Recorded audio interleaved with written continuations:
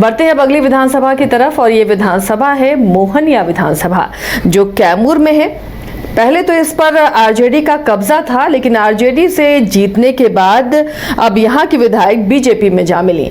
तो क्या ये सीट इस बार विधानसभा चुनाव में फिर से बीजेपी को मिलेगी या फिर पार्टी को मिलेगी, यानी आरजेडी को मिलेगी? ये देखना भी काफी दिलचस्प होगा। लेकिन फिलहाल इस सीट के इतिहास को जान लेते हैं। मोहनिया का इतिहास रंजन जी क्या रहा है, उसे स्कैन करते हैं तो किस तरह के रिकॉर्ड सामने आते हैं? देखिए, मोहनिया कैमूर जिले में है और सासाराम लोकसभा के अंतर्गत एक विधानसभा क्षेत्र है। मोहनिया एससी आरक्षित सीट है, लेकिन ऐसा नहीं है कि यह हमेशा एससी आरक्षित सीट ही रहा है। 1957 और 62 में ये सामान्य सीट भी था। यहाँ पर जो पहला चुनाव अगर आप देखते हैं तो वो 1957 में जो है वो दिखता है। अगर मोहनिया में देखें कि किस दल का दबदबा रहा है तो उसके लिए इसको हमें अलग अलग समयावधि में बांटना पड़ेगा, और वो भी एक या दो में नहीं, 4 समयावधि में इसको बांटना होगा, क्योंकि उसी तरह से इसने जो है अपना मूड चेंज किया है मोहनिया में। पहला जो समयावधि है वो 1957 से 1985 के बीच का है। उस समय कांग्रेस वर्सेस सोशलिस्ट पार्टियों के बीच में यहाँ पर मुकाबला हुआ करता था, जिसमें ज़्यादातर अवसरों पर जीत जो है वो कांग्रेस पार्टी को मिलती थी। जो उस समय कुल 8 चुनाव हुए, उसमें 5 में जो है कांग्रेस को सफलता मिली। फिर आप आगे बढ़ते तो एक कालखंड आता है 1990 से 2000 का। तो ये जो एक दशक था, यहाँ पर एक तरफ तो सोशलिस्ट पार्टियां रहीं, कांग्रेस का एग्जिट हुआ और उसकी जगह पर बहुजन समाज पार्टी, मायावती की पार्टी जो है वो आ गई। तो यहाँ पर सोशलिस्ट पार्टियों के साथ जो है वो मायावती की पार्टी बीएसपी की जो है टक्कर होने लगी। यहाँ पर 3 चुनाव हुए, 90, 95, 2000। उस 3 में 2 चुनाव जीतने में बीएसपी सफल रही। तो ये एक चीज दिखती है। फिर जो तीसरा कालखंड आप देखते हैं 2005 से 2010 के बीच में, जो इन 5 सालों में 3 चुनाव हुए, 2005 में 2 और 2010 में 1, यहाँ पर सोशलिस्ट पार्टियां ही आपस में भिड़ती रही, मतलब आरजेडी और जेडीयू का मुकाबला ही होता रहा। लेकिन 2014 में एक उपचुनाव में यहाँ पहली बार जो है वो कमल खिला, और उसके बाद से बीजेपी यहाँ पर है। 2014 में उसने जीत हासिल की, और उसके बाद जो है उसने 2015 में भी जीत हासिल की। 2020 में उसे हार का सामना करना पड़ा आरजेडी के सामने। तो अब वो जो विधायक हैं संगीता कुमारी, अब वो बीजेपी में शामिल हो गई हैं। आप मोहनिया में जब देखते हैं तो यहाँ पर बसपा का एक आधार वोट है, और उससे आप इनकार नहीं कर सकते। और वो जो आधार वोट है वो परिणाम को प्रभावित भी करता है, किसी के पक्ष में झुका देता है या किसी के वोट जो है वो काट लेता है। तो ये चीजें भी देखने को मिली हैं। लेकिन जो चर्चा सबसे ज्यादा मोहनिया विधानसभा की हुई वो तब हुई जब अचानक से जो यहाँ की विधायक हैं संगीता कुमारी, जो कि आप ऐसे देखें उनका कोई पॉलिटिकल बैकग्राउंड नहीं है, और एक बात और है कि वो मोहनिया की पहली महिला विधायक भी बनी। लालटेन उन्होंने जो है जलाया मोहनिया में, और सब कुछ जो है वो ठीक ही चल रहा था। लेकिन पिछले साल जो है 2024 में फरवरी का शायद महीना था, उस समय अचानक से जो है उन्होंने आरजेडी जो है वो छोड़ दिया और उन्होंने बीजेपी ज्वाइन कर ली। हालांकि अगर आप टेक्निकली देखें तो वो आरजेडी की ही विधायक अभी हैं, इसलिए जब उनसे ये सवाल किया जाता है तो वो कहती हैं कि ना आरजेडी ना बीजेपी, वो मोहनिया की विधायक हैं।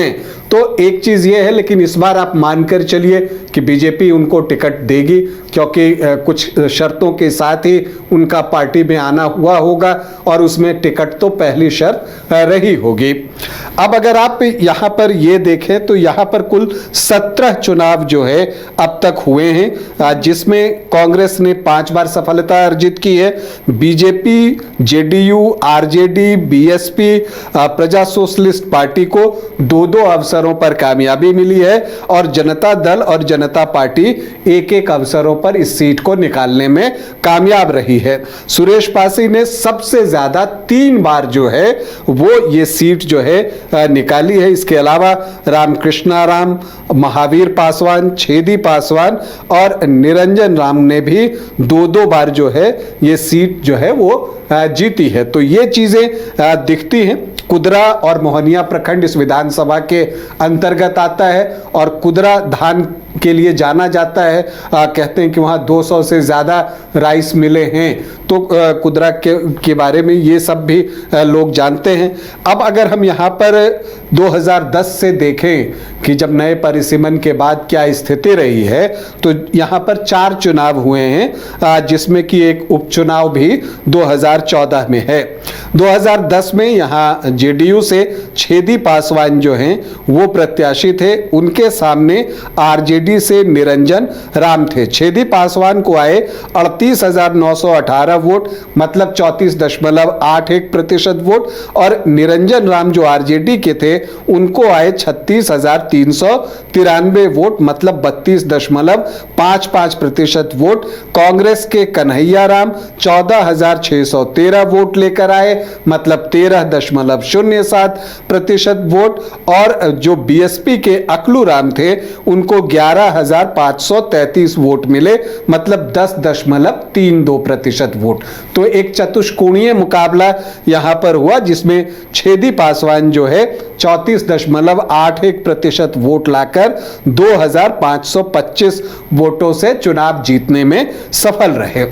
फिर लोकसभा का चुनाव आता है। छेदी पासवान लोकसभा के लिए चुन लिए जाते हैं। तो एक बाई इलेक्शन होता है और उस बाई इलेक्शन में निरंजन राम जो पिछला चुनाव आरजेडी से लड़े थे वो यहां पर बीजेपी के टिकट पर चुनावी मैदान में उतरते हैं।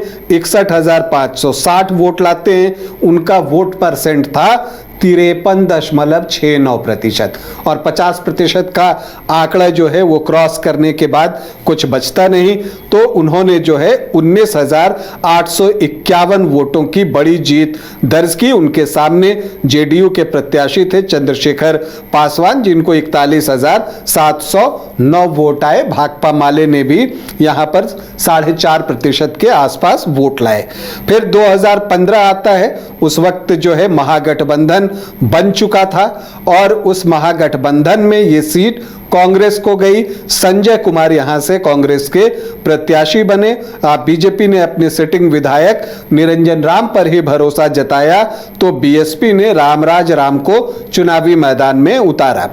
यहां पर निरंजन राम को आ गए 60,911 वोट, मतलब 43.32% वोट, और जो संजय कुमार थे उनको आए 53,330 वोट, मतलब 37.93% वोट, और जो बीएसपी के प्रत्याशी थे रामराज राम उनको आए 9,921 वोट, मतलब कि 7.06% वोट, और निरंजन राम 7,581 वोटों से चुनाव जीतने में कामयाब रहे। तो अगर आप यहां पर बीएसपी के वोट देखें तो 9,921 थे, हार जीत का मार्जिन 7,581 था। फिर 2020 आता है। इस बार जो है निरंजन राम को फिर से जो है बीजेपी चुनावी मैदान में उतारती है, लेकिन इन सब के बीच जो है आरजेडी से संगीता कुमारी मैदान में उतरती हैं और उनके एक तीसरा कोण भी खुलता है। आरएलएसपी उपेंद्र कुशवाहा की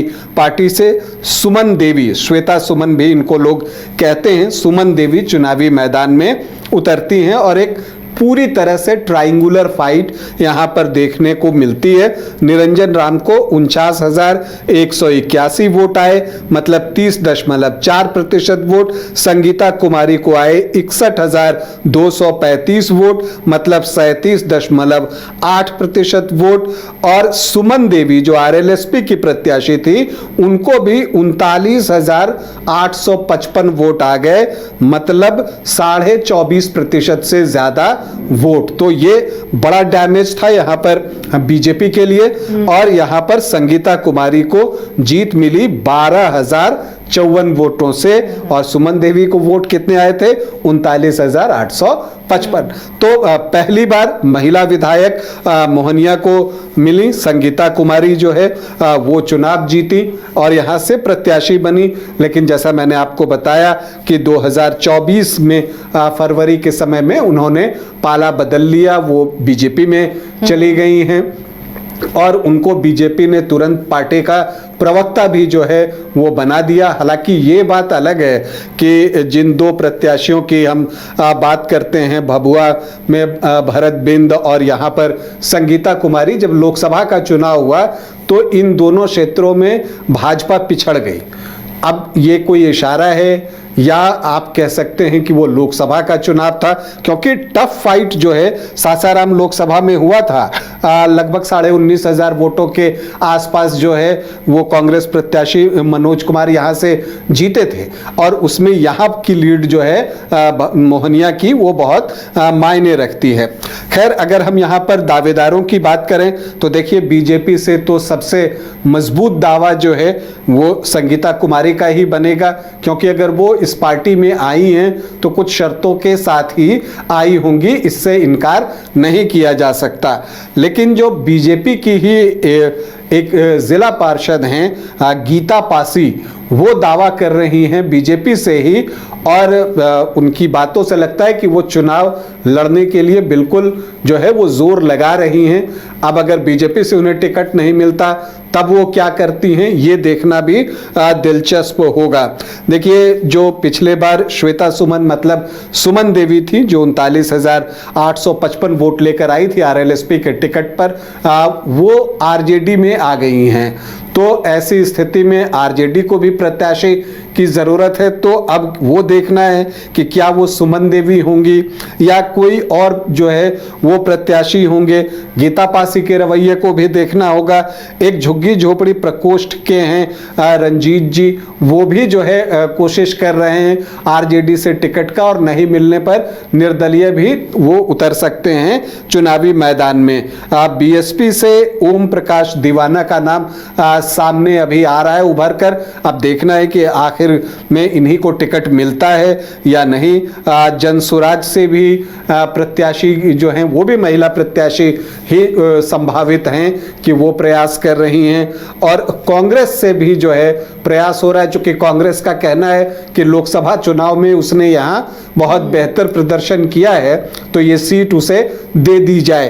तो अब ऐसे में कांग्रेस से भी एक महिला प्रत्याशी ही हैं जो कि कोशिश करते हुए यहाँ पर दिख रही हैं। अब अगर हम यहाँ के जातीय समीकरण की तरफ बढ़े तो यहाँ पर जो एससी वोटर्स हैं वो 24.67% हैं, तो उनकी संख्या अच्छी है यहाँ पर। और यहाँ पर इसमें जो रविदास वोटर्स हैं, रविदास समाज के ज़्यादा वोटर्स हैं। यादव 12 से 13% हैं। राजपूत यहाँ पर ठीक ठाक संख्या में हैं, 10 से 11%। भूमिहार भी हैं यहाँ पर, लेकिन वो 2-2.5% के आसपास। ब्राह्मण जो है वो 8.5 से 9.5% के आसपास जो हैं वो होंगे। कुशवाहा यहाँ पर जो हैं वो 12 से 12.5% हैं और थोड़े बहुत कुर्मी भी हैं। तो कुल मिलाकर अगर आप देखें तो कुइरी कुर्मी मिलाकर 13.5 से 14% का आंकड़ा पहुंचता है। वैश्य भी 10.5 से 11% हैं और इसके अलावा जो अन्य अति पिछड़ी जातियां हैं उनकी संख्या भी अच्छी है, 8-10% के आसपास वो आंकड़ा भी पहुंचता है। तो समीकरण आपको जो दिखेगा वो थोड़ा सा बीजेपी की तरफ टिल्टेड दिखता है, क्योंकि यादव वोटर्स यहाँ 12-13% हैं और मुस्लिम 8.3 हैं। तो ये जो चंक है अगर आप देखिए तो 21 से 23% का ही पहुंचता है। मल्लाह वोटर्स भी 2.5-3% हैं, लेकिन वो किधर जाएंगे अभी बताना मुश्किल है। और ऐसे जब आप देखते हैं तो यहाँ पर जो समीकरण है वो एनडीए की तरफ थोड़ा झुका दिखता है, लेकिन चुनाव जो है वो समीकरण का ही खेल होता है। कोई ऐसा प्रत्याशी खड़ा हो जाता है तो फिर वो आपके समीकरण से वोट निकाल लेता है। तो जो भी एक सेट इक्वेशन होता है उसको ब्रेक करके ही आप चुनाव जीतते हैं जो सामने वाली पार्टी होती है, क्योंकि सबका एक अपना समीकरण होता है। तो मोहनिया का चुनाव इस बार बहुत दिलचस्प है, और इसलिए भी मैं कह रहा हूं क्योंकि संगीता कुमारी ने आरजेडी से बीजेपी में पाला बदला है, तो तेजस्वी यादव भी कोई कोर कसर नहीं छोड़ेंगे और इस सीट को वो प्रतिष्ठा का एक विषय बनाकर तो चलेंगे और यहां पर वो पूरा जोर लगाएंगे, ये मानकर चलिए। तो आरजेडी का पूरा जोर होगा। ऐसे में संगीता कुमारी क्या करती हैं ये देखना दिलचस्प होगा, क्योंकि यहां जब आप आंकड़ों की बात करती हैं तो एक और चीज दिखता है कि 1980 के बाद जो है एक शिवधर पासवान को छोड़ दें तो हर विधायक को 2 टर्म बैक टू बैक मिला है। तो वो एक लिहाज है जिससे लगता है कि संगीता कुमारी को शायद दूसरा टर्म मिल जाए। लेकिन एक बात ये भी है कि आरजेडी यहां पर जो है पूरा जोर लगाने जा रहा है और यहां का चुनाव बहुत दिलचस्प होगा और मोहनिया के चुनाव पर हम सब की नजर होगी। तो ये मोहनिया का चुनावी दांवपेच था। इस बार की किस तरह जंग होगी मोहनिया में, उस पर भी हमने चर्चा की है। तो काफ़ी दिलचस्प मुकाबला इस बार बिहार विधानसभा की कई सीटों पर देखने को मिलेगा, जिस पर हमारी भी नज़र बनी हुई है।